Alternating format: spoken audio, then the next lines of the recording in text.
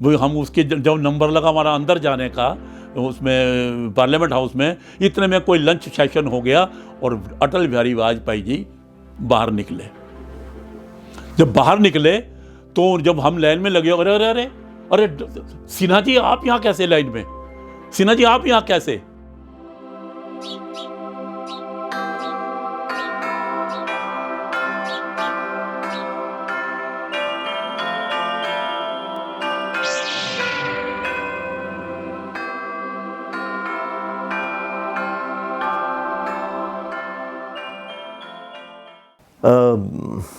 मित्रों, मुझे कई बार लगता है कि कोई पूर्व जन्मों के कोई खास तरह के संस्कार रहे होंगे। इस जन्म में तो कोई ऐसा मुझे कारण जान नहीं पड़ता, पर पता नहीं कोई और किस तरह की वो प्रेरणाएं जगी होंगी कि मैं यहाँ गुरुदेव के पास आने लगा और आप सब के सब इस माध्यम के अंदर साथ जुड़े, तो उससे एक तरह से बल मिलता गया लगातार आने का, जुड़ने का, बातें करने के बहुत सारे विषय मिलते चले गए। और बातें तो एक तरह से बहाना है, असल चीज़ तो ये है कि गुरुदेव को, उनके सानिध्य को अनुभव करना है, उसको अपने अंदर उतारना है, उसको धारण करना है। 94 साल की उम्र में गुरुदेव जब बोलते हैं तो लगता है कि जैसे कोई विवेकानंद बोल रहा है, वो गरजते हैं। तो गुरुदेव को तो रिकॉर्ड करना होता ही है, उसके अलावा फिर हमारा भी ये प्रयास रहता है कि गुरुदेव के पास, क्योंकि यहाँ पर हमारे शहर के तो मैं पितामह गुरुदेव को बोलता हूँ, तो ऐसे बहुत सारे विद्यार्थी रहे हैं, बहुत सारे शिष्य रहे हैं। एक लंबी उसकी श्रृंखला है जो सब कुछ गुरुदेव को मानते रहे हैं, उनको अपनी प्रेरणा मानते हैं और अपने आप को उनके अर्पित मानते हैं।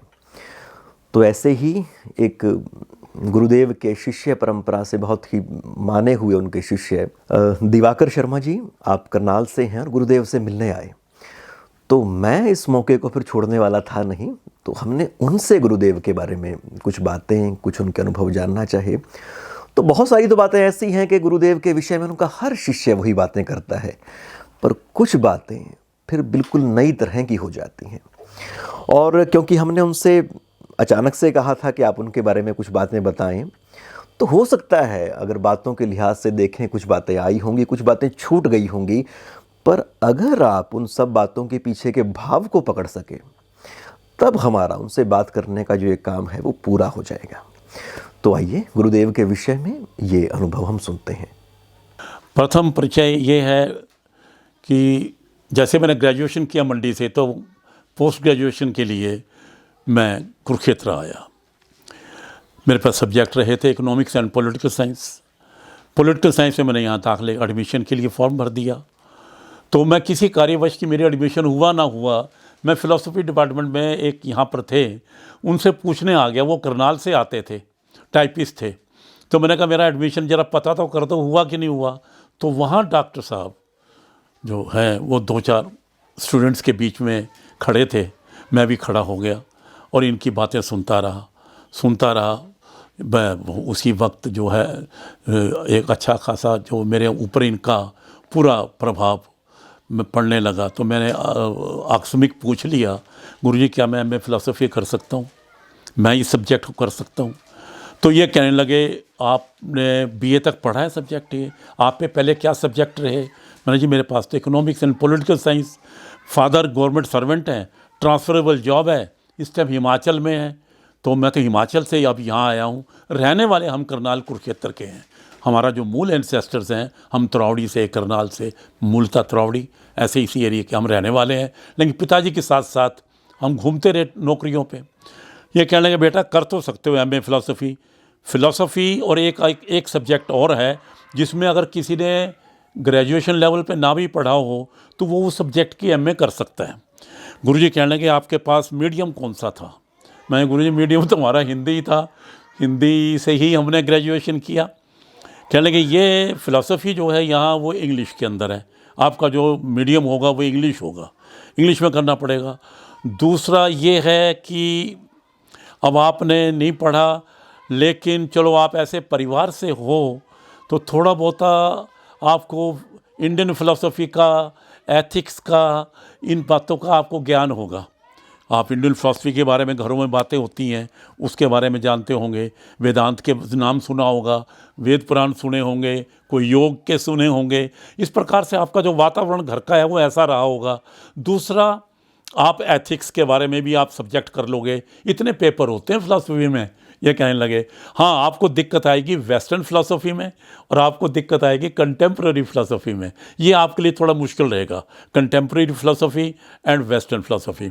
साइकोलॉजी आप कर लोगे। इन्होंने एक एक सब्जेक्ट के बारे में मुझे अवगत करवाया कि ये पेपर हैं, 4 प्रीवियस के, 4 फाइनल के, और इस प्रकार से आप किसको कर पाओगे, किसको नहीं कर पाओगे, विचार कर लेना।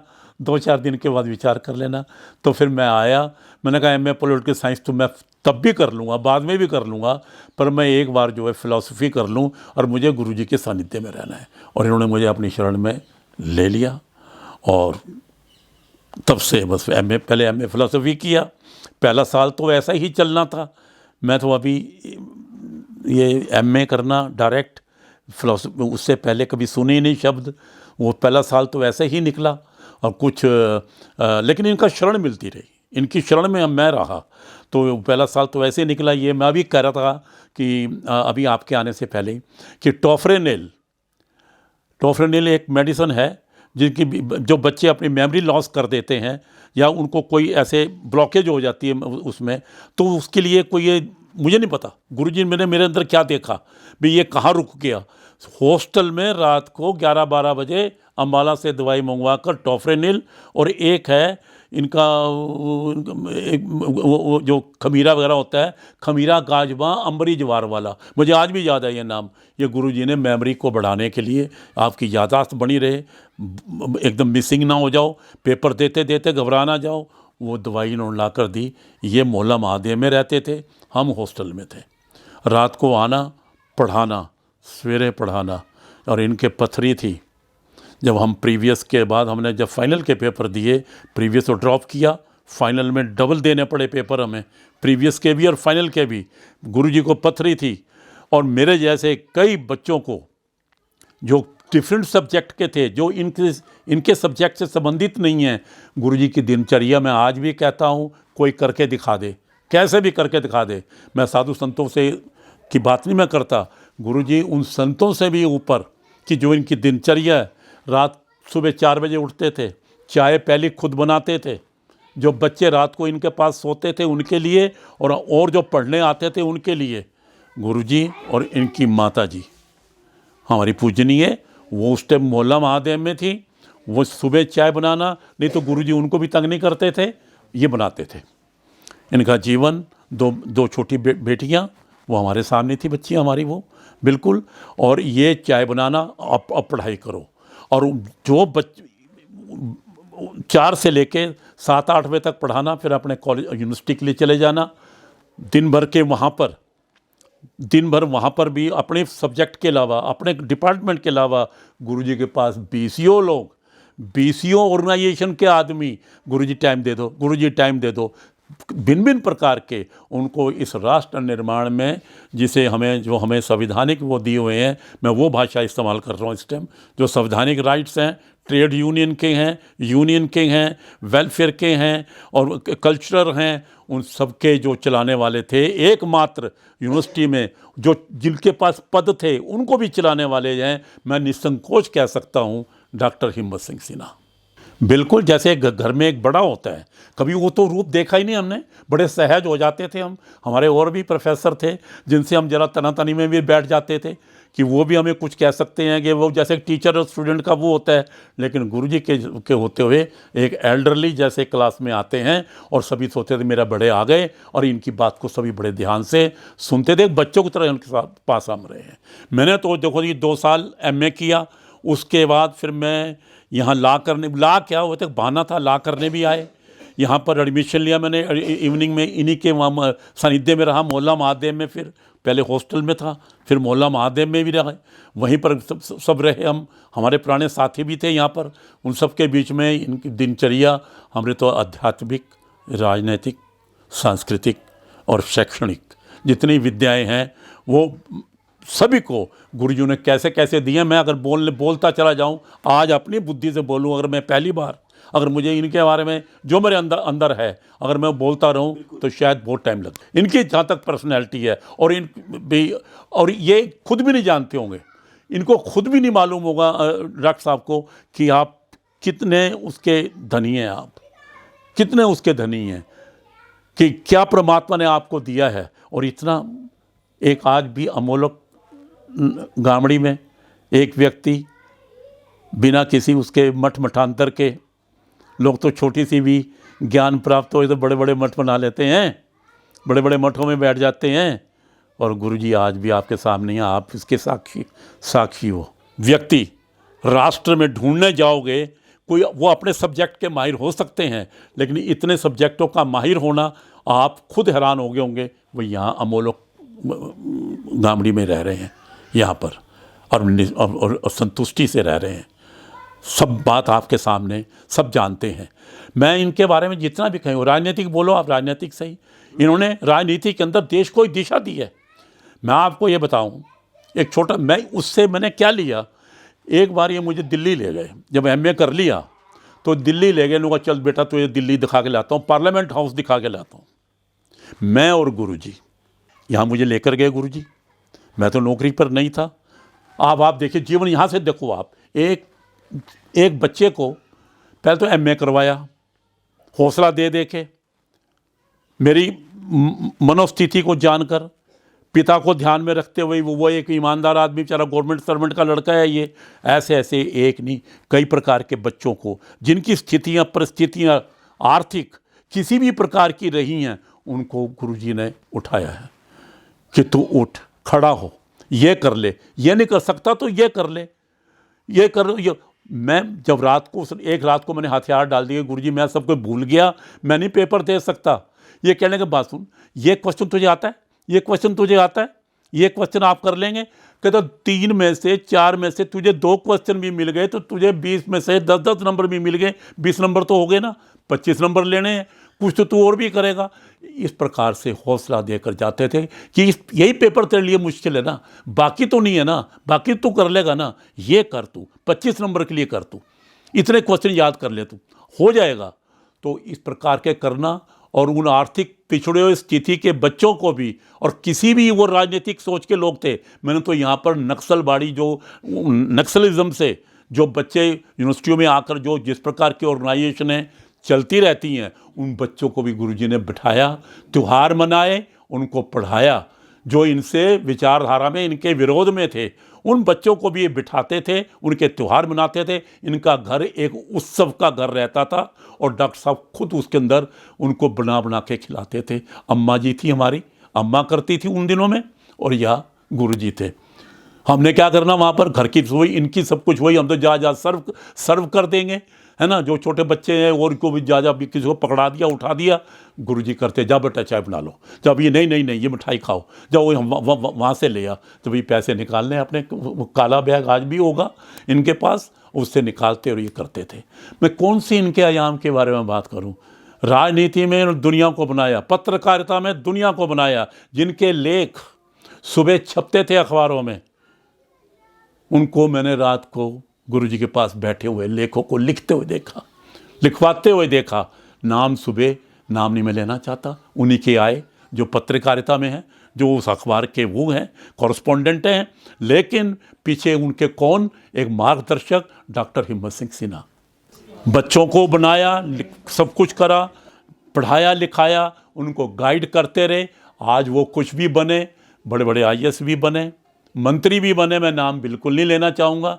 आप जब यहाँ पर हो तो वाकिफ़ हो तो, और आज वो भी आपके सामने और गुरुजी भी आपके सामने। और हम दुनियादारी की बात करें, हम बेचैन रहे अपने स्वार्थ के लिए, हम हो जाते हैं कई बार। हम सोचते हैं यार ये आदमी बहुत बड़ा बनेगा और हमारे काम आएगा, और बड़ा बनेगा और हमारे काम आएगा। ठीक है, वो तो हमारा स्वार्थ है ना। इन्होंने कभी भी अपने बारे में किसी से भी, किसी ऑर्गेनाइजेशन से भी कभी ऐसे ही इच्छा जो जाहिर करनी दूर के लिए ऐसा वर्क किया ही नहीं कि मैं ये कार्य कर रहा हूँ तो कुछ ही उसके लिए कर रहा हूँ, नहीं, नेवर। इन्होंने कभी उस कार्य को वैसे किया ही नहीं। जितनी भी अदब की यहाँ बनी, उनके सब पीछे डॉक्टर साहब, सबको चलाने के लिए डॉक्टर साहब, बच्चों को सिखाने के लिए, लिखने के लिए, उनका नाम करने के लिए, भाई उनका नाम आ जाए, इन बच्चों के बच्चे कहीं खड़े हो जाएं, ये मोटिवेट हो जाएं, किसी तरह इनमें हौसला आ जाए। अब आप दिल्ली गए, दिल्ली जाकर ये कहाँ लेकर गए मुझे, जो कि भारतीय मजदूर संघ के संस्थापक दत्तोपंत जी ठेंगड़े, गुरु जी, अगर मैं बिल्कुल मेरी याददाश्त अगर ठीक हो, दत्तोपंत जी ठेंगड़े भारतीय मजदूर संघ के जनरल सेक्रेटरी थे, फाउंडर थे। मैं और गुरु जी वहाँ पर गए, इन्होंने उनसे पास मांगा कि मैं अपने शिष्य को पार्लियामेंट हाउस सेशन दिखाना चाहता हूँ। पार्लियामेंट हाउस सेशन की मुझे चाहते थे ये कि आप कार्रवाई देखें कि वहाँ कैसे होती है, ये सलीका देखें। क्या इनके मन में चल रहा था मुझे नहीं मालूम कि ये बच्चा कहाँ जाएगा। इनके दिमाग में मुझे लेकर कई बातें थी, मैं इनको आईएएस करवा दूँ, वो भी कोई कारण रहा, मैं इनको ये करवा दूँ, इस बच्चे को ये करवा दूँ। तो कई बातें ये लेकर मेरे बारे में ये थे, ये गुरुजी के मन में होंगी थी ये। तो ये मुझे वहाँ ले गए, तो वहाँ से वो दत्तोपंत जी ठेंगड़े, मैं और गुरुजी ने, उससे पहले मेरे पास हम कोई परिचय नहीं है कि ये कोई बीजेपी के हैं या कोई किसी की चीज़ के हैं या कोई वो ये आरएसएस, कुछ नहीं, इनका मतलब कोई नहीं है। ये जो इनका व्यक्तिगत है, विद्यार्थियों के लिए इनका कोई ऐसा जीवन कभी रहा ही नहीं कि आपने ये काम करना है या ये नहीं करना। मैं बड़े उससे कह सकता हूँ विश्वास के साथ, कम से कम हमें तो कह देते अभी तुम देश में घुसे रहो। अगर ये इस प्रकार की राजनीति कर रहे होते तो राजनीति में ये हमें कह सकते थे कि इतने बच्चे में उसमें चले जाओ, आप उसमें चले जाओ। नहीं, नेवर, जो आपकी इच्छा हो, जो तुम चाहो तो करो। ये तो व्यक्ति निर्माण किया इन्होंने तो व्यक्ति को निर्माण किया। इन्होंने कोई संस्था या उसका ये नहीं थोपी, नहीं कोई अपनी बात गुरु जी ने कभी किसी बच्चे पे नहीं थोपी। तो दत्तोपंत ठेंगड़े जी के साथ हम विंडसर पैलेस, आज भी मुझे याद है, बात करते करते 4 विंडसर पैलेस भारतीय मजदूर संघ का कार्यालय था, वहाँ से हम जनपथ पे आए। दत्तोपंत ठेंगड़े जी ने हमें चाय पिलाई और उनका पास लेके, वो राज्यसभा के एमपी थे, और गुरुजी मुझे लेके पार्लियामेंट हाउस गए। वहाँ पर जब हम लाइन में खड़े थे, विकास जी, वो हम उसके जब नंबर लगा हमारा अंदर जाने का उसमें पार्लियामेंट हाउस में, इतने में कोई लंच सेशन हो गया और अटल बिहारी वाजपेयी जी बाहर निकले। जब बाहर निकले तो जब हम लाइन में लगे, अरे अरे अरे अरे सिन्हा जी आप यहाँ कैसे लाइन में, सिन्हा जी आप यहाँ कैसे। उन्होंने कहा ये मेरे शिष्य हैं दिवाकर, तो मैं इनको जरा हम इनको आज सेशन दिखाने के लिए, अरे अरे आप तो फिर यहाँ क्या मुझे कहते, मैं आपको, उन्होंने जी हम वो ठेंगड़े जी के पास गए थे और वहाँ से हमने, यानी कि इतनी क्लोजली बात हुई, यानी कि वाजपेयी साहब की और डॉक्टर साहब की। बिल्कुल मैं आपको दृश्य बता रहा हूँ कि हम लाइन में खड़े हैं, ये कोई उनको नहीं मिलने गए, और एकदम उनकी नज़र पड़ी लाइन के ऊपर, मुझे वहाँ से क्रॉस करे वो, उन्होंने कहा डॉक्टर सिन्हा जी आप यहाँ। तो वहाँ वो बात करके उन्होंने परिचय दिया। उन्होंने कोई नहीं, एक जैसे आम जन होता है, आम जन की तरह गुरुजन में कोई वो नहीं, कभी कोई ऐसा दर्शाते ही नहीं कि मैं कहाँ क्या हूँ कहाँ नहीं, कभी मैं किसी को नहीं, नथिंग, अपने लिए कभी कुछ नहीं। इतनी बड़ी हस्ती का आदमी हो, अपने लिए साफ दुनिया मांग ले, मेरा तो वो जान पहचान का आदमी है, लेकिन गुरुजी ने अपने लिए, अपने परिवार के लिए, जब से भाई खड़े होने शुरू हुए, अब वो आपने कवर करी है सारी की सारी, मुझे उसके बारे में, क्योंकि मैं तो वहाँ भी रहा, भाई परिवारों में भी गया, दिल्ली में घरों में भी गया, इनके बहनों के जो गुरुजी की हम वहाँ भी गया, बहनोइयों से भी मिला। तो सरोजिनी नगर में इनके भाई रहे, वहाँ भी मैं गया। सब जगह गुरुजी ने जिस दिन से अपने पिता के बाद जिम्मेवारी को लिया, वो आपने कवर किया, अपने वस्त्र त्याग दिए और कुर्ते पजामे में।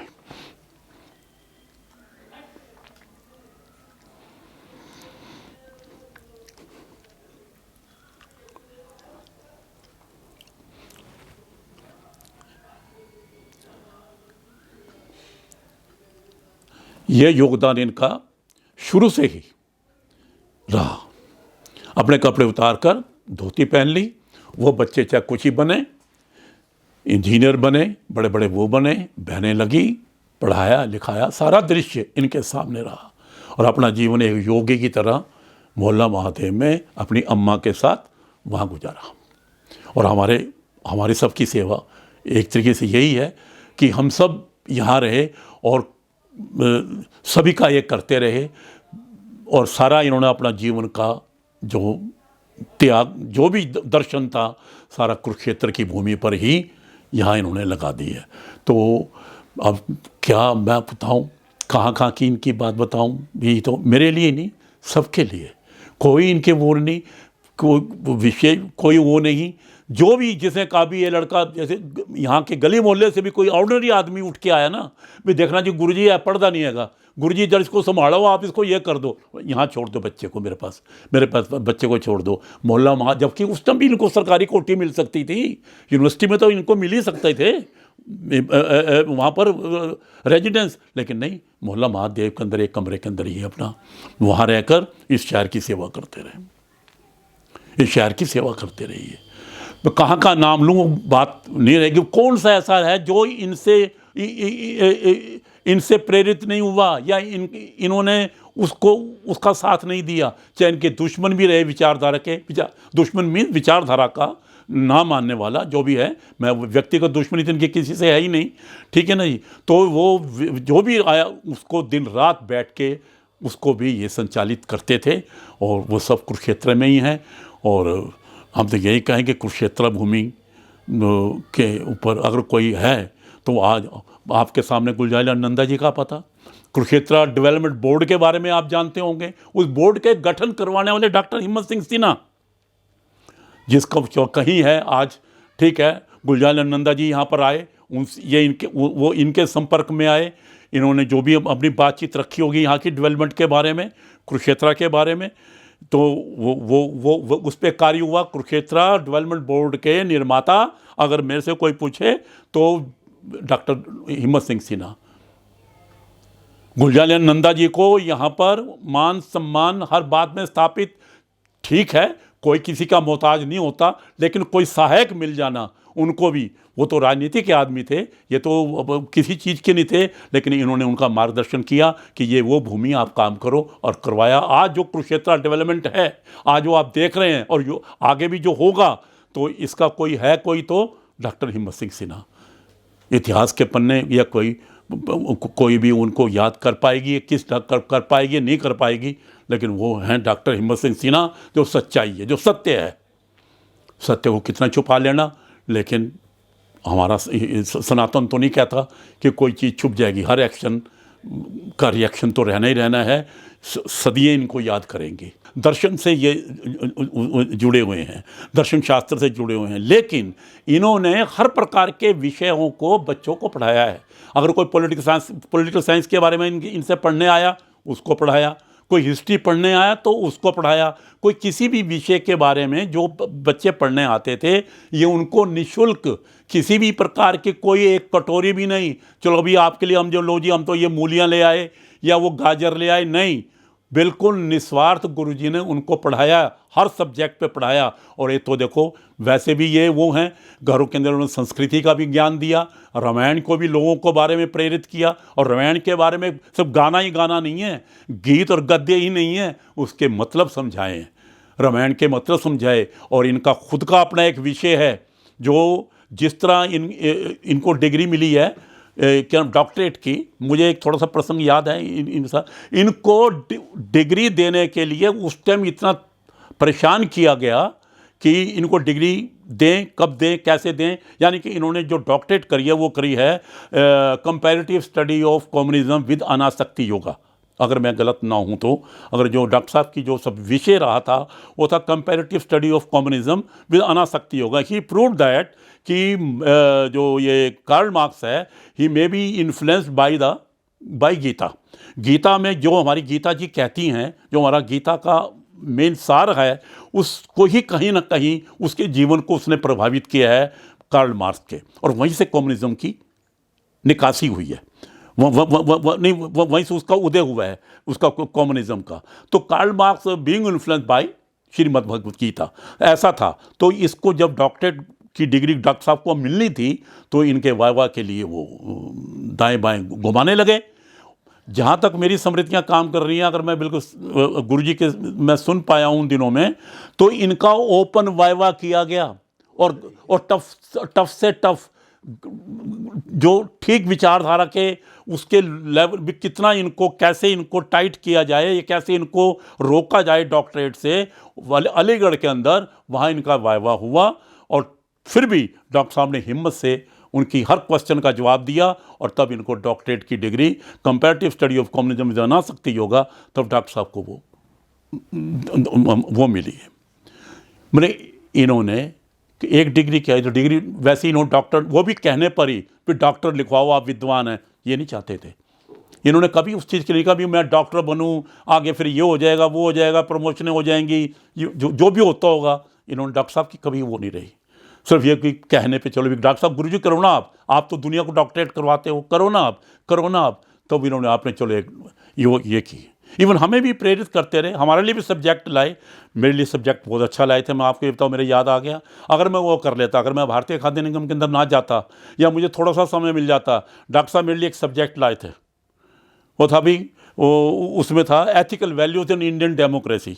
जो इंडियन डेमोक्रेसी है, अगर इसके अंदर एथिकल वैल्यू नहीं होंगी तो ये मोबोक्रेसी क्या, उससे भी घटिया ये तंत्र बन जाएगा। तो इसके अंदर डेमोक्रेसी वहीं सक्सेसफुल है जहां आपकी नैतिकता आएगी, जब एथिक्स होगा इसके अंदर। नीति, नैतिकता, राजनैतिक नैतिकता, जब तक आप नैतिकता नहीं लाएंगे, शब्द अपशब्द हो जाएंगे, अपभ्रंश हो जाएंगे। और आज जो कुछ हो रहा है, ये वही कुछ हो रहा है, नैतिकता नहीं है। हम राजनीतिक में नैतिकता से दूर जा रहे हैं, बहुत दूर जा चुके हैं। डेमोक्रेसी एक बहुत अच्छी वो है, तंत्र है, इसमें कोई प्रजातंत्र प्रणाली कोई बुरी नहीं है, लेकिन बुरी तब है जब इसका हम इस्तेमाल अपने सही ढंग से नहीं कर पाएंगे, नैतिकता नहीं होगी। और इसका सही भी, इसका मतलब क्या है, जहाँ राइट्स हैं वहाँ हमारी ड्यूटीज़ भी हैं। आज हम राइट्स की बात तो बहुत कर लेते हैं, ड्यूटीज़ के बारे में वो जाने। इनका एक जीवन त्याग का जीवन, नैतिकता का जीवन, विद्वता में बहुआयामी, अपने लिए त्यागमयी, संतुष्टि, कहीं कहीं कुछ नहीं। ये मैं बिल्कुल वो प्रशंसा वाले शब्द नहीं बोल रहा, मैं बिल्कुल, आपने अचानक मुझे बात कर ली, मेरे अंदर जो निकलता जाएगा, जो मैं देखता हूँ, कंपैरिजन करता हूँ। मेरी भी उम्र 75 साल की होने जा रही है, कोई ये नहीं है। और मैं तब से इनका जीवन और वो है, तब देखते हैं हम तो गुरुजी अपने इसी लिबास के अंदर, इसी वातावरण में किसी योगी से कम नहीं है, किसी योगी से कम नहीं है ये।